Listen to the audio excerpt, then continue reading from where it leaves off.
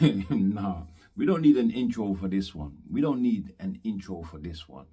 Moses Itauma. I am absolutely speechless. Now, I always knew he was good and he was ready, but he I couldn't, I mean, I didn't think it could surpass anything that he's shown me before. I don't mean in terms of opposition, but I'm talking about just the quality of his style, the quality of his style, just how brilliant it is, the brilliance of his style. All right, it's second to none. It's absolutely second to none. Did you guys see what he did to Jermaine and Franklin, who went the distance with Dylan White, a much fresher Dylan White than what Moses Itama fought and smashed in one round, right? And he arguably even beat Dylan White, Jermaine Franklin. Jermaine Franklin, who gave Anthony Joshua some issues, went the distance with Anthony Joshua, right? This was the guy that they brought along to give Itama rounds. Now, he did give him some rounds. 5 rounds. 5 rounds, my guys. My people. Not even as many rounds as Dobyachenko, the first man that went 6 rounds with Moses Itama. Not even as much rounds as Espindola. And these are journeymen. These are journeymen, right? We're talking about a fringe world level fighter, and this is what you do to him, and you're just a prospect coming in with just 13 wins, my guys, my people, on the record, undefeated, right? With 12 KOs, right? Now, that's gone up now. That's gone up now, right? It's now 14 wins, no losses, and 12 by KO. 12 by KO, my guys, my people. The kid is absolutely phenomenal, man. The foot speed, the hand speed, the way he changes the levels and throws that jab to the body, he does it with absolute brilliance and perfection. Just as good as Mayweather does it. You know, the way he throws that jab, totally, that jab to the body, yeah, totally knocks his opposition off balance and forces them to reset. By the time they've even attempted to reset, Itama's hitting them with another one. It's as if they're getting swarmed by just 2 punches, by the way. And the reason why 2 or 3 punches they're getting hit with, Franklin is getting hit with and is feeling swarmed. Do you know why? It's because of the speed.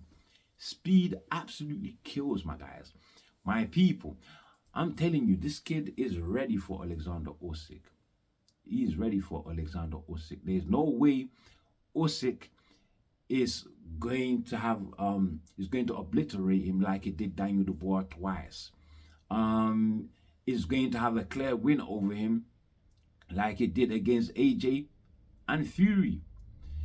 You know, this kid is better than Usyk in every department apart from experience. Yeah, I said it. Speed, agility, power, size, you name it. Punch selection. He just blinds you. He just blinds you. No wonder Tyson Fury said, "You think I'm stupid to go in the ring with this guy? You don't want to jump in the ring with Moses Itama." And we got Usyk, right, training AJ. And now I like that combination, right? But he's talking about he doesn't want to break the kid. You think you can break this kid? You trying to check Itama? I made a video. I said, oh, he's trying to check Itama here. You know, trying to check his temperature. But Itama just shrugged it off as if he doesn't even care whether he gets to fight or not, because obviously he knows he's gonna make it with or without Usyk. But this kid definitely wants to fight. This kid definitely wants to fight. You know, this kid that recently criticized Usyk, you know, saying that Usyk is abusing his power for, you know, setting up to defend his WBC belt against Verhoeven, the kickboxer in Giza, all right, in Egypt, Giza, the Giza pyramids in Egypt, right? Yeah. However, I don't think Usyk is abusing his power there. It is the WBC, my guys. It is the WBC who have control of the belt ultimately, and they could have stripped Usyk, but because they want sanctioning fees, obviously, that's the only reason why Usyk is in control. So I don't blame Usyk. I don't think he's abusing his power. However, the WBC is abusing their power, my guys, my people. And I'll tell you what, Usyk, he's got to be slightly nervous of this kid. If he ain't, then he's a madman himself. He's a madman himself. And if he is a madman, let's get the fight. Let's see the fight. I've been telling you guys, this kid is ready.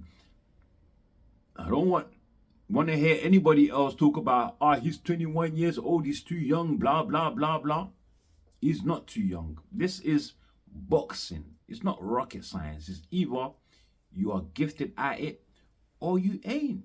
It's just as simple as that. Some things you just can't learn from your coaches. You just can't learn from your sparring partners. You just can't learn from the gyms, my guys, my people.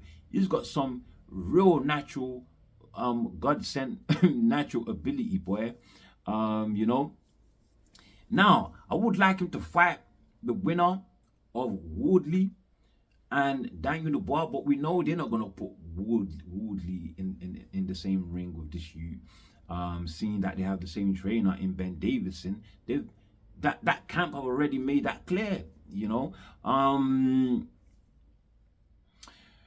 But if Daniel Dubois is to beat Woodley when they do fight, if he beats Woodley and gets Woodley's WBO strap, Moses Itauma totally obliterates Daniel Dubois. He definitely obliterates Daniel Dubois. Simply because, listen, Daniel Dubois, he will get knocked out. He'll get knocked out.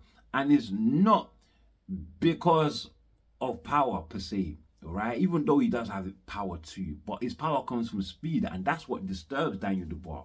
I've always maintained that Daniel Dubois only quits in two situations: when he's badly hurt and he needs to save himself, just like in the Joe Joyce fight where he broke his orbital bone, or in situations where he's been swarmed by speed, like Usyk. Not a lot of punches coming at you that you got hit with, but it's like you're being swarmed because of the speed. You don't know where the punches are coming from. That is what forced Daniel Dubois to quit in those two occasions, my guys, my people. But I tell you what, this kid is ready. Is ready for Dubois. Is ready for Garcia, WBA regular champion, right? Is ready for the winner of Torres and Sanchez, which his team is targeting, by the way. He's ready for Cabello, the WBC interim champion. Moses Itauma himself said, I want to fight Cabello in the summertime in Germany. Would Cabello take that fight? Please take that fight. Even if that fight doesn't happen, there's a plethora of names that he can fight to get closer to a championship. He wants to become champion by the end of the year. He can do it. He could have done it last year. You could have done it last year, my guys, my people. Great fighter, man. And you know what? Usyk, the only thing that he has in abundance over Moses Itauma is experience. In all other departments, this young man Itauma trumps Usyk. I'm sorry to say, foot speed, hand speed, agility, power, youth, strength, come on, man, punch selection, combinations, judgment of distance and range. All right. Now, Usyk might give him problems with his experience, and he could even beat him with experience. But even if he does, it would only make Itauma better, because there's no way he's going to run through Itauma like he did Daniel Dubois, or he's going to get a clear win over Itauma like he did Anthony Joshua and Tyson Fury, my guys, my people. This kid is just different. He is just absolutely different, my guys, my people.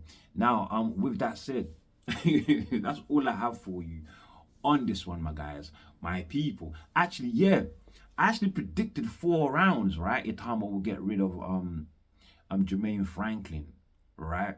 You got rid of him in the fifth round. I think about a minute and a half into the fifth round. After actually dropping him first in the third round. So yeah, even though I wasn't far off, I mean the actual drop age in that fifth round there, you gotta rate it because Franklin was already out on his feet. You know, you saw him leaning forward on Itauma, and Itauma just cracked him with an uppercut, and boom, face flat down on the canvas. I was scared. I thought something really bad happened to Jermaine Franklin. Thank God he's okay. That's all I gotta say, my guys, my people. But damn, oh damn, long live Moses Itauma, my guys, my people.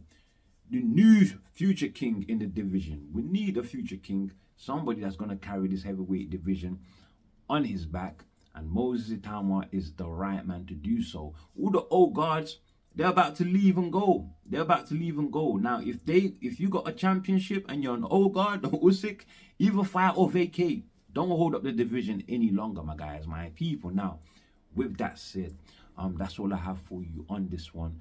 Before you leave, do like, share, subscribe, of course. Drop your comments below, and as always, stay super blessed, and I'll catch you on the next one. Stay blessed, my guys, my people. We out of it.